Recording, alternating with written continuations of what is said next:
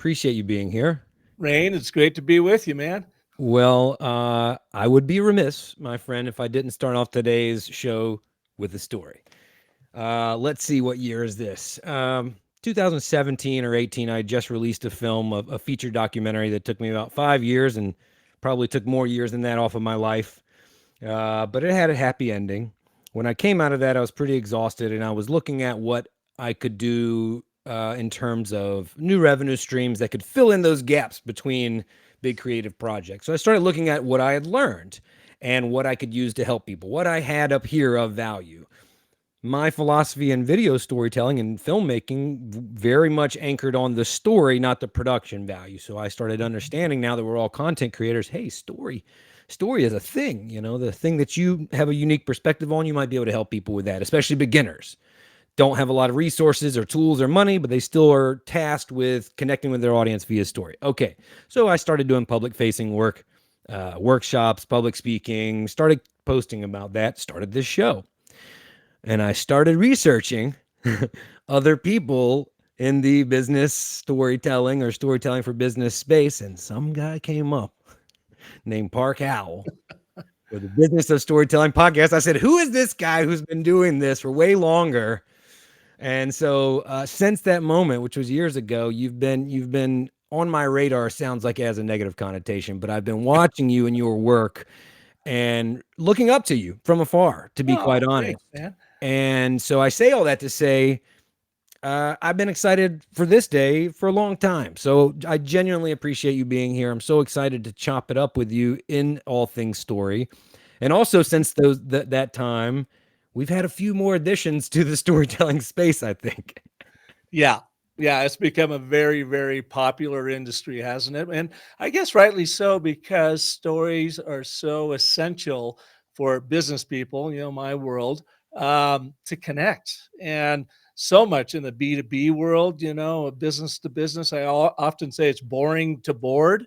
That the only way that you are going to overcome your logic and your reason and your bullet point list and your features and your functions is with the context of a story. And that's ultimately what that Homo sapien storytelling ape sitting across from you wants to hear. So for my journey, I mean, I was a storyteller, right? I've been writing since I was a kid, but I've been in the film industry, documentaries primarily since about 2004. Mhm. So that was my perspective. I'm always very interested into how others landed on this, like the power of story, we can call it. Mhm. So let's talk a little bit about your background. I know you came from the ad world. So was it Yeah. very clear through that experience, or how did you start to understand, like, hey, this is the way that humans really communicate? There is something here. Yeah. Well, Brain, I've been in the advertising, branding, marketing world for almost 40 years, and I ran my own ad agency for 20 of those years out of Phoenix, Arizona. And we were, I guess you would say, intuitive, natural storytellers. We always leaned into finding fun, interesting, surprising, novel ways to talk about our customers' products and or services. And we did traditional advertising, TV, radio, print, outdoor, direct mail, PR, events, that kind of thing. And sometimes, we would run campaigns. I can think of one in particular for Goodwill of Central Northern Arizona, where we had two 30-second TV commercials. Mhm. One of them pulled extraordinarily well. I mean, they saw a 40% bump in same day sales in their stores throughout metropolitan Phoenix. And then we ran a second spot, as you often did, right, in a campaign. And that one didn't pull at all. And before I studied story and I was being more intuitive about it, I went and looked at it and I couldn't answer my client's question. Why did this one work and this one did not work at all? So I went kind of in search for an answer. And they're also looking for an answer to this idea of e-commerce back in the early 2000s, and Mm. then social media took over. And where I used to tell our clients that they own the influence of mass media through their media buys, well, that had changed, of course. The masses had become the media, and it got noisier out there than ever, which means our campaigns had a harder time surviving. So I needed to understand what was the difference in those two spots. And what it came down to, Rain, is after I really started studying it, spot number one had a definitive story structure to it. I was not intentional in doing it. I didn't think I'm going to write a story and use Yeah. the hero's journey to do it. It was just a natural story and it pulled unbelievably well. The second one was just a creative burp. We're so clever. Look at how clever this and interesting this is. We put it out there, and people may have liked it for its creativity, but it certainly didn't move the needle. And it was not based on story structure in any way, shape, or form. So, like you, I went to Hollywood to figure out what did Hollywood know about storytelling that we marketers, advertisers, branders needed to know. And we were lucky because our middle child, our son Parker, was going to Chapman University, a really famous film school over there in Mhm. Orange, California. Yep. And I said, Parker, send me your books and your recorded lectures when you're done with them, since I'm paying for them, You're right. because I need to understand what Hollywood knows about this. And that's, of course, when I found The Hero's Journey Yep. and Blake Snyder's 15 Beats to Story and the Pixar Way and all of these fabulous, large story models, and immediately embraced them because I could see the power of them and brand strategy and brand story strategy and whatever. And actually wrote my first book, Brand Bewitchery, which is all about my 10-step story cycle system based off of, inspired by Joseph Campbell's Hero's Journey. And so that was my entree into the storytelling world and how I was translating what Hollywood knew into the business world to help Mhm. move the needle in a major way for brand story strategy development. What do you think led you to the world of advertising in terms of how you grew up, where you grew up? I can tell you, I grew up in Seattle. Okay. Rainier Beer, a local beer maker there, had the most marvelous, funny, quirky ads. And I think as a kid growing up, I always just loved those. Rain, I also was a musician. I played the piano starting in about the third grade, and I was always writing songs. And they were goofy little songs, fun songs. I even wrote a big song for our graduation at high school. So I thought, you know what? Maybe I really want to go in, study music composition and theory, which I did. And I got a degree in it, but I was also surrounded by brilliant, very talented musicians. And I thought to myself, I don't know if I've got the talent, the chops, or the persistence to be able to compete in the music world. So I Mm. did that as a love for music. And I also got a second degree at the same time in advertising communications, figuring I could make a living in the advertising world, which I certainly have ever since then. And that music degree has paid off, instrumentally, to borrow a pun, because of flow and rhythm and how music is composed is Yeah, very much how we compose our own communications. And by absolutely. the way, how we compose stories. So it's no coincidence that now I'm at that intersection of advertising marketing and music composition and theory, and I teach story composition and theory to help leaders excel through the stories they tell.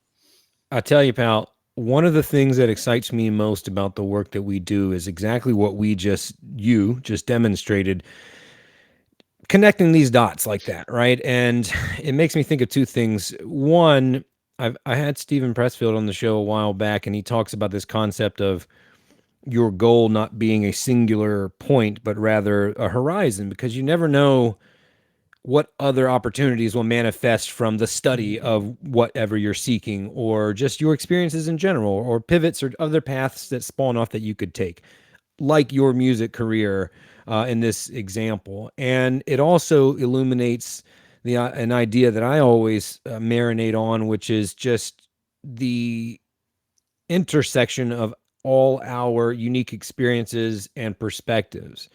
And Mhm. I love that you're so tapped into that. And I think those that are really good at what they do, especially in this communication space, understand that. And you're pulling from all of these different backgrounds. And like, I mean, you just described it perfectly and visually of how they all kind of mold together into this world you exist in now, which is the world of story. It's just so beautiful. Well, thank you, and you know, because you know, a filmmaker, documentary maker, that we haven't invented anything new here. These structures have literally been around since the beginning of time. I mean, Absolutely. Gilgamesh, the very first Absolutely. recorded story ever on cuneiform tablets, follows the hero's journey. You know, it's this So cool. natural take on how we all go through life, and heroes' journeys, larger and small, all day long. And so when we see them repeated to us, that same architecture of story in a movie, in a song, in a book, it just seems like as Carl Jung would say, you know, it's an archetype that we can completely appreciate. But what I found is it's difficult. And you had started, Rain, early in this conversation about, you know, how do you share storytelling with people that are new to it? And Hmm. I made the mistake early on in my career of storytelling and sharing it, that I was so geeked out on the big Yeah. story forms, Yeah. Hero's Yeah. Journey, you know, Blake Snyder, and that I was losing my audience. They would look at me, and I realized essentially what they were saying is, Park, I don't want to be a story theorist. I Oh, just want to know how to use these structures so that I can be way more effective in hacking through the noise out there and hooking into the hearts of our audiences. And that's where my studies brought me down to just over a decade ago of finding the most powerful framework I believe there is, and that is the three-word and, but, therefore, or the ABT, Agile Narrative Framework. And now all of my training begins with those three words. I teach people the ABT. Once they get that down and build their narrative intuition, then the rest of the storytelling becomes much easier. And they don't have to be story theorists to use it. I am so, so glad that you organically landed on that point because it's one that I kind of bang on quite a bit too. And it's no shade to anybody that's new to the space, but it's pretty pervasive. You see that a lot of people Mhm. just touting the same old, big picture, top level structures and theories that we're talking about. And it's not always, if ever, applicable to the simple daily stories that people were trying to tell in their Mhm. in their business communication. And it's a trap you can fall into, but again, we're all at different places in our journey, so I try not to have a negative viewpoint of that, because some people are new, just like you were once, and just like I was once, because I did the same thing in 2017 and 18 when I immersed myself into this world and started learning all of these arcs and shapes and formulas and such. But I think it's really important to land where you did, which is, yeah, what's the simplest version of this that's effective, that's realistically effective for folks? Yeah. You know, Kurt Vonnegut, famous American author, I Yeah. thought had the best description of story. And you can see it on his YouTube clip called Shapes of Stories. Hmm. And he says, you know, a story is nothing more than a man falls in a hole, a man gets out of a hole. It doesn't have to be about a man, and it doesn't have to be about a hole. Yes. But essentially, that's it. Absolutely. I know exactly the clip. I love that clip. Um, so what are some of the other things that people get wrong in terms of how they're going to utilize a storytelling framework to communicate their ideas and their thoughts and even sell their products and services? Yeah. Get it wrong or just don't quite know how to do it. I think one of the biggest traps that I see, number one, is people think they're telling a story when they're not telling a story because they never get out of exposition. What I Mm, mean by that, they never get out of act one. They and their audiences to death. And then they start looking around going, what's the point here? What's going on? They haven't inserted a complication or a problem that really connects with the limbic brain and gets it to sit up and go, oh, okay, well, then what happened? Or a plot twist yes. that leads to then that natural call to action. So I think the first challenge people have is they're not actually telling a story. Problem number two is they often place themselves at the center of the story. And that's okay when you're telling stories about yourself, but they have to be told from the point of view of your audience. So your audience can appreciate what you went through in the hopes that then they'll say, hey, you're like me. I've been through something very similar to that. So it's not an ego-driven story, but it's a story told from your audience's perspective, even if it is about you. And then I think the third thing, Rain, that most businesses make, the mistake they make, and especially in the B2B world, is your story is not about what you make, but what you make happen Ooh, in people's lives. Outcomes always trump offerings in a story. So tell a story from your audience point of view, make it about them, even if you're the central character in this story, and then talk about the outcome that you make happen in their life, not about your product or service. that was so good. Your stories are not about what you make; they're about what you make happen. Yeah. Oh, that we could end right there, buddy. That's that's so good. Underscore happen, italicize happen, Yes, bold it, put it in I red, see it. I whatever. see the landing page and everything, buddy. It's so good. Oh man, I love it when you can just hit one line like that that resonates so strongly. You mentioned something a second ago about the stories really being driven from your audience's minds, not yours. Man, I got to be honest. Like I still fall into that trap of letting the ego kind of take over a little bit, and I tell a great story, but it's really just about me, for me, right? Yeah. And I had to be very objective and conscious of that, because even with years in the game, I still step into that little sticky mud puddle sometimes. And there was a post I saw from someone. It was about something not super similar but related, and it was just basically prompting people to ask, is this aligned with your ego or is this aligned with your purpose? And that's something I've done ever since then, of like any thought that I have, a post that I'm putting out, a feeling that I have about something else that happened outside of me, like, is this my ego responding or telling this story, or am I really telling this to align with my purpose and what I'm trying to make happen, as you say? So I think I just wanted to call back attention to that, because it's okay, it's natural to fall into that Mhm. trap, but being aware of it is the first step to changing it, Yeah. and then making the impact that you want to on your audience. One of the great proving grounds or exercises that anybody can do to overcome that thing is this: am I telling a story just about my ego to prop me up, or am I telling a story that's actually going to benefit my audience? The next time you go to a party or a large gathering, or maybe a dinner gathering or something like that, and everybody is sharing and they're telling their stories and so forth, try this. Share no stories.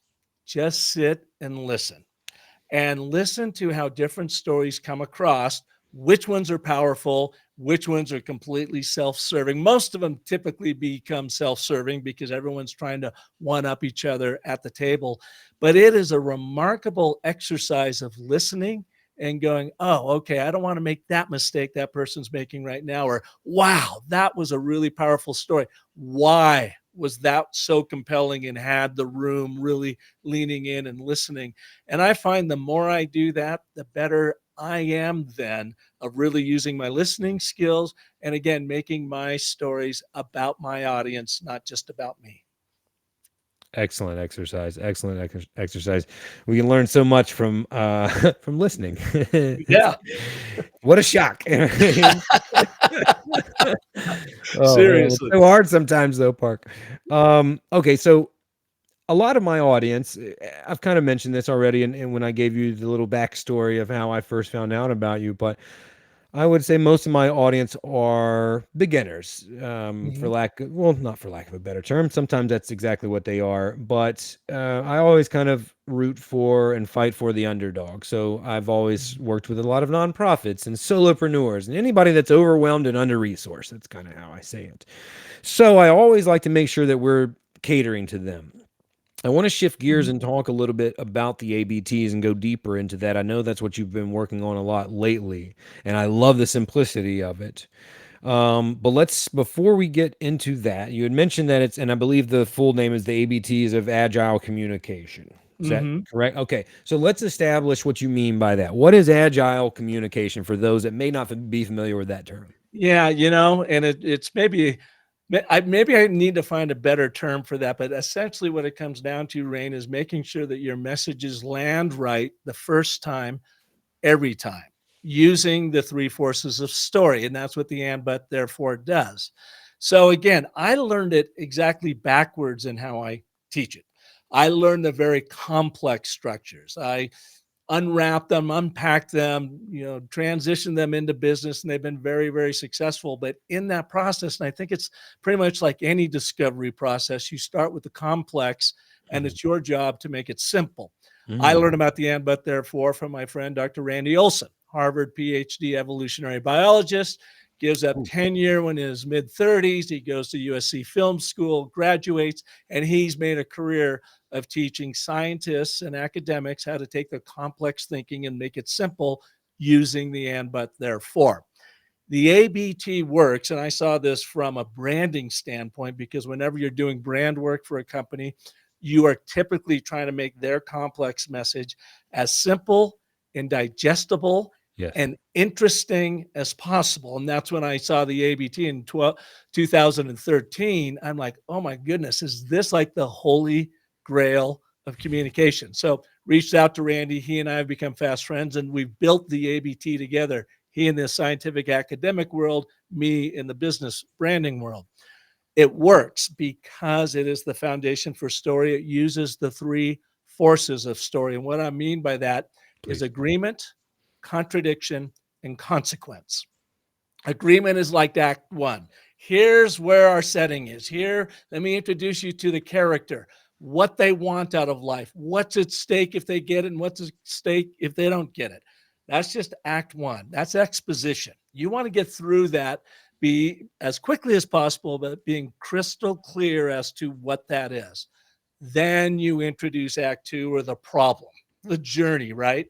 But they don't have it because of this major problem that they are going to now spend the majority of the movie, in this case, or book or whatever, fighting and overcoming all the challenges so that they can get to act three, or the consequence of their actions, which is the final play out. How does this all resolve? So think about it in sales. In act one, or that and statement of agreement, you want to identify your audience, Mhm. who's the protagonist in this story. Again, you're telling a story from their perspective. What do they want relative to your offering? And why is that important to them? That's your statement of agreement. You get one and. You don't get two, three, five, 10. Otherwise, you're going to go and Right. your Right. audience to Right. death. Who's your audience? What do they want?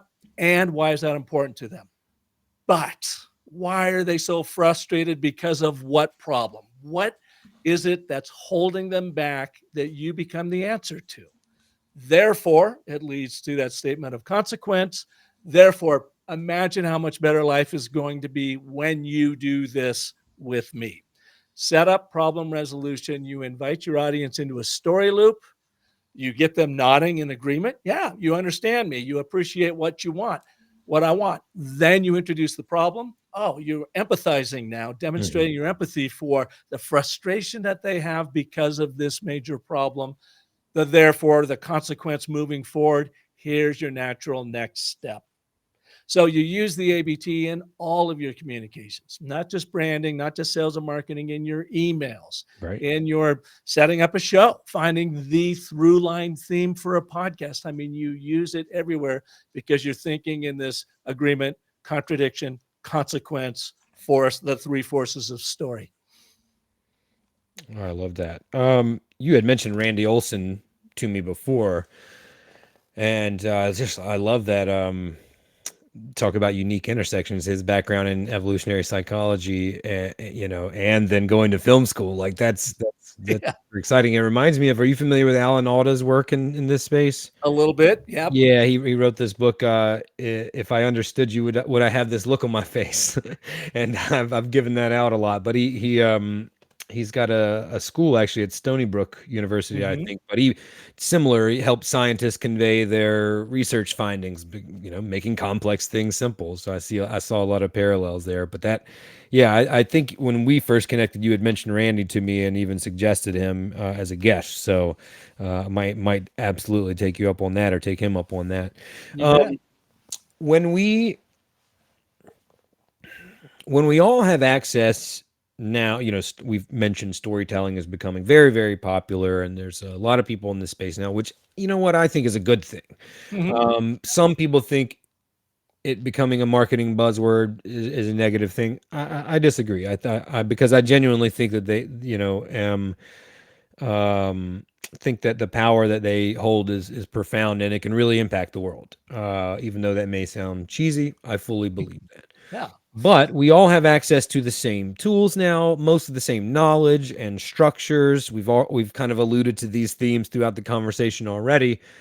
How do you rise above the noise when everybody is using the hero's journey or whatever structure, even the ABTs? How do you make your story stand out? Yeah, you've got to stand for something. What do you stand for that makes you stand out? That's true with any brand in any industry, especially in this storytelling industry that has been overwhelmed with people. Some, like any industry, really know what they're talking about, and some, lead people down rabbit holes that don't really work. So for me, of course, I've been doing it an awfully long time, over 20 years. And I have focused everything beginning with that and, but, therefore, and building off of it. The thing about the ABT, it's tricky. It's short and sweet, but tricky. Therefore, you've got to practice, practice, practice it. So when I'm brought in to work with people, I first show them how they can use it in all their messaging. And then I put them through a deliberate practice program, a 7-week deliberate practice program where they're spotting and crafting ABTs in the wild. I realized that I couldn't just be another storytelling dude out there, or dudette for that matter. That I decided I was going to pin all of my work starting with the ABT and growing it from there. I used to do it the other way around. I used to pin it on my 10-step story cycle system, which is very effective. It's based off of course, the hero's journey, but it's complicated. And I just found that in service to my clients and my customers, the people in my keynotes and mastery courses, it all begins with them first understanding that ABT. So, of all the storytelling gurus out there in the business world, I believe I am the only one teaching the and, but, therefore. Mm. Randy certainly does it in the science academic world. Excuse me. That's his swim lane, not mine. I do go in and do some of his workshops with him, bringing the business perspective into the science world. But for the most part, I am the only person that is really teaching the ABT in the business world. So that's how I stand out. I have a singular narrative. How can I help you excel through the stories you tell? It all begins with the ABT, which we call the DNA of storytelling. How important is it as a thought leader or anybody, making a living off of their perspective on something? Obviously, you have your agency as well. But how important is it to evolve? You've been in the game a long time, and I Mhm. think you've mentioned your music background. You can see this very evidently in musical artists who are able to keep their careers, sustain their careers for a long time. You can't stay writing the same songs, right? Right. So, you just gave us a clear example of you doing that, and it's a trap that I find myself now at a crossroads where I've been talking about storytelling for years at this point, and now that there's a lot of other people in the space, like that's not enough to cut it. Mhm. Just hey, tell stories. Your brain's wired for stories. The same old, Yeah. same old. And I have a unique perspective, and so now I'm working to double down on that. But just as someone who is making a career off of their words and their ideas and their thoughts, that's got to be imperative, right? To be able to be malleable over the Yeah. years and over time, Well, and it's a great question because it's interesting. Uh, these story frameworks have been around since the beginning of time, right? and we know they work. So we're going to teach them, and we're not going to evolve them into some brand new story framework that no one's ever thought about because it's probably not going to work. Now, the three forces of story of agreement, contradiction, consequence, I believe, play to our primal, pattern Mhm. seeking, problem solving, decision making, buying limbic brain. Setup, problem, resolution. You're not going to change that, but you will change how you use it and how you apply it. And that's where my evolution has come because you're exactly right. How do you grow on it and make it even more impactful? Something I've really been focused on in 2024 is what I call the know, like, and trust storytelling flywheel. You Hmm. know the flywheel effect from Jim Collins. He perfected in his 2001 or introduced it to the world in 2001 in his book, Good to Great. Flywheel is hard to get in motion, but once you get it in motion, if you do it right and take care of it, it builds momentum. And this is, around operations and sales and marketing and so forth. Jeff Bezos used it famously with Amazon early on when Collins went in and taught his team how to build one and run it. He's running the exact same flywheel today. And I thought to myself, Rain, why don't we have one in storytelling? Because what I have found with people is, great, Park, you've shared with me these structures. I now need a definitive strategy that most ad agencies don't know how to activate to be able to make this work. So my evolution is this storytelling, know, like, and trust storytelling flywheel. Again, you had said earlier where we connect the dots. We're not inventing anything new. We're bringing two worlds together to make something more powerful. Hmm. So I took Jim Collins' approach of the flywheel, said, now, if it was a storytelling flywheel, what would that be? I took Bob Berg, who is a legendary sales coach and teacher, who came up with the phrase many years ago, said, people will buy from and refer business to people they know, like, Yeah. and trust, Hmm. right? So, how does that play into a big storytelling strategy? Number one, you have got to be known for something. That's where the and but therefore comes in. And then I want to do a quick little exercise with you if I can. I'm going to put you on the hot seat, Yeah, I love show it. you the ABT in action. Let's do it. What are you known for as a brand?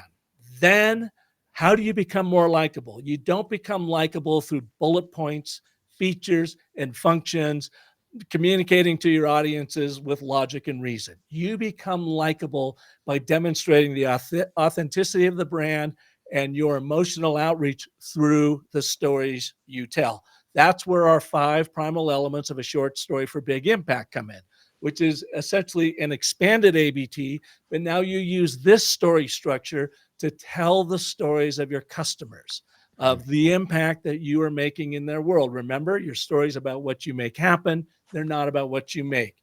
You build on that, you attract in, you build trust in doing that, you attract customers in, you deliver on the promises that you make in your stories. They love you. They then start telling their story with their world, which does what? Makes you more known. Hmm. That leads to being more likable, meaning you become the trusted provider in your industry, which makes you better known. And so you've got this storytelling flywheel going on. So I'm using the structures that we know that work, from the 3-word ABT to the 5 primal elements of a short story for big impact, right down to my 10-step story cycle system in your long form communications, all in the strategy development found in your know, like, and trust storytelling flywheel. Hmm. That makes sense? Absolutely. Absolutely. I love that. Um, Oh, and then I was gonna say, do you wanna try this on you? I'd love to We do it. won't do the whole flywheel. No, let's go for it. Yeah, yeah, let's go.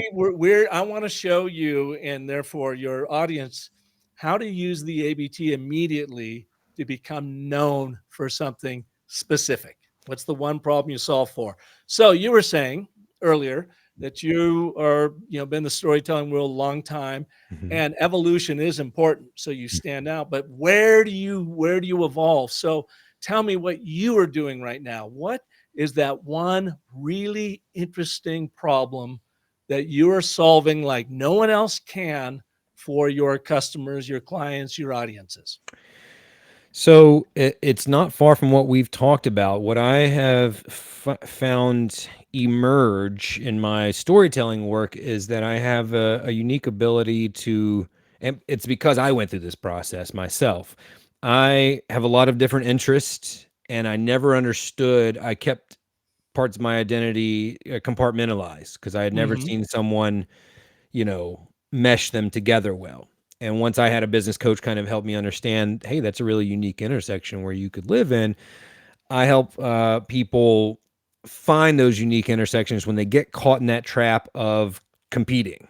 And this person's doing it this way, so I'm going to do it this way. And they get their 3 letters at the end of their title credentials, so I'm going to get that, and they're Mhm. in this rat race. And so I work with people through their individual story to understand their unique perspectives on the world and the work that they do in the world. And I can do that with companies, so organizations as their brand narrative, or I can do that with personal brands, just in terms of like, hey, Rain, how should you be helping someone in storytelling? So that's where I've been spending a lot of my time, where I see real, tangible, transformative results with people versus here's how you tell a story, apply this to your social media content. Right. Yeah. Okay. So it sounds like the main problem you solve for your audiences is differentiation. You help them authentic differentiation. Yeah, That differentiation comes from who they are and what they stand for. Is that fair enough? absolutely. Okay. So now let's backtrack. Now when we build an ABT, we quite often start with a B. Just we want to know what that plot twist is. What is that one problem that you solve for? So let me ask you this. We're going to now start with the and statement of agreement. Who is your number one audience, your number one customer? And you think about the Pareto principle where 80% of your income comes from 20% of your customers. And chances are that 20% is one singular persona. So, how would you define your ideal customer? Small businesses or small business owners. Owner of a small business. Yeah. Okay. And what do they want out of their business relative to your offering? What is it that they want? Well, I think it would be. I'm just gonna do stream of consciousness Yeah, here. sure. I think it would be maybe perhaps too shallow to just say, well, they want success. They want to be successful at what they do, i.e., serve their people better. But I think in terms of the work that we do together, they want to be able to connect with their audiences deeper, More engage with okay. their audience, yeah, in a more connected way. And if Um, they did do that, mhm. what would be the desired outcome? The desired outcome would be building a community of supporters, customers, or clients. Okay. So you are a small business owner running a robust business. And if you could connect more deeply with your customers, then you would build this amazing community of evangelists for your business to help you grow. That feels right. Okay. So I got you nodding. Statement of agreement. All right. Right. Yeah. But what is an emotion that they're dealing with because they are not growing like that? They are not differentiated. Are they frustrated? Are they fearful? Are they angry? What is it? They are absolutely frustrated. Most of the time, I find these people to be these people. It sounds terrible. I am these people. To be clear, to be frustrated with juggling way too many things, and so they spin in circles. They bounce from this to this to this because, in my opinion, they don't have clarity about what they are doing, who they are serving, and why. And Mhm. could they get that clarity, hopefully through my help, then it would inform all the decisions from the macro to the micro that they make for their business. Ah, okay. So now we're boiling down to something even more interesting. And as you know, as a filmmaker, the power of story rests in the specifics. Yeah. So now you've just brought up this term, not so much about differentiation, but about clarity of who they are, Hmm. right? So Yeah. that's okay. This is the way the ABT works. It's a beautiful tool to be able for you to sort through all this stuff. Yeah, absolutely. And in my opinion, clarity is the route, the path to that differentiation.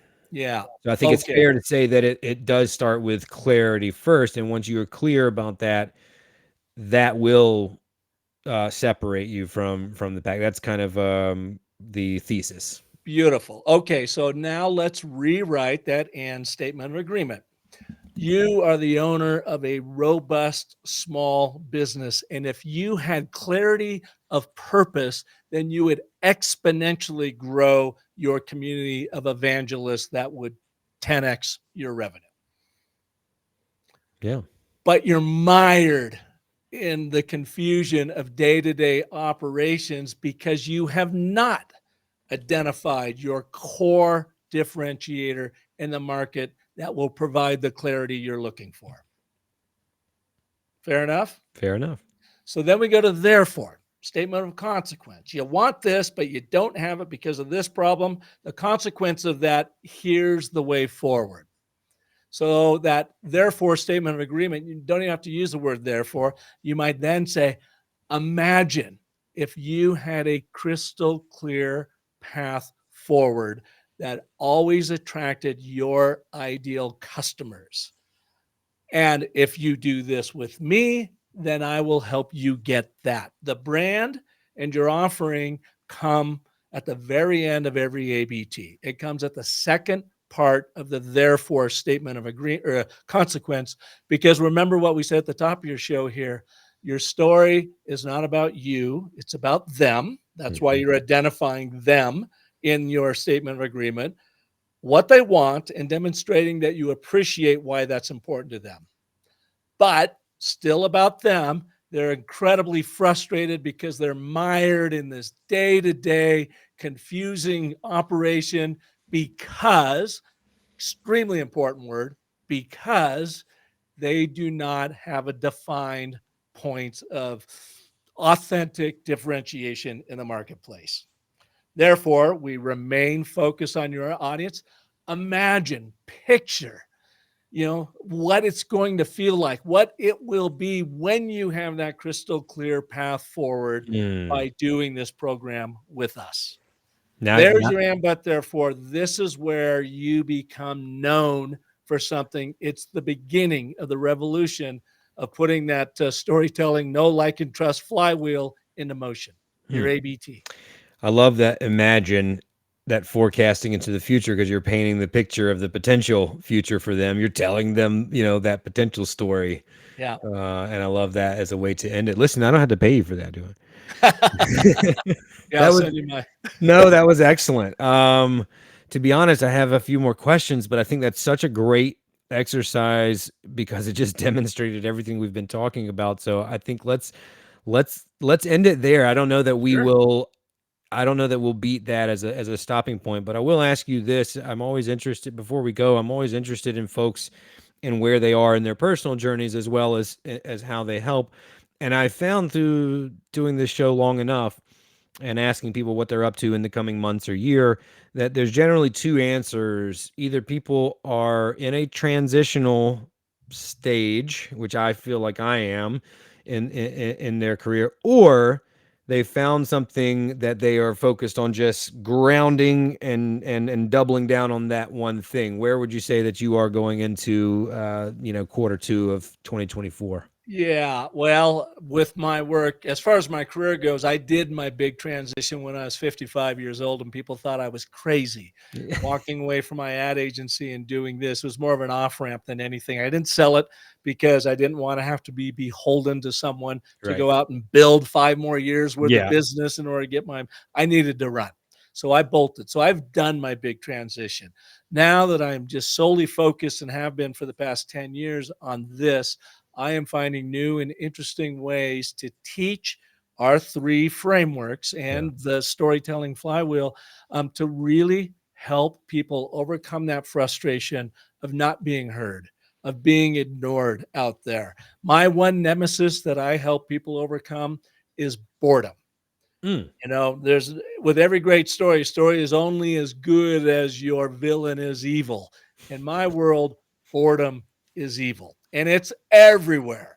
So why my whole double down thing is to help people overcome being boring, overcome boring audiences, and excite people, move them to action very, very quickly. And it all starts with the ABT. So that's my thing, is overcoming that villain of boredom. That's so good. Furiously writing notes over here. And so you gave me a link to the course that you have for the ABTs. If people wanted to go through this exercise with you, where can they go and find more information on the ABTs of Agile Communications? Yeah, that's the best place, is just go businessofstory.com You guessed it, /ABT, businessofstory.com /ABT. And when they get there, the landing page walks them through quite a bit about the ABT. The course itself is a micro training. You can do it in under 1 hour. There's 3 modules. And I even invite people to go ahead and when they do the course, write an ABT, email it to me. I include it in the course, and I will give you free added value coaching on your ABT via email back to you. And I'll get back to them within 24 hours, if not sooner. As you know, I'm a very urgent I guy was from going the to say notes you that. I was sent going me to say, earlier. folks, I can attest to that. He is fast with responding. So that's also something that is inspiring to me. Yeah, yeah, I can definitely vouch for you there.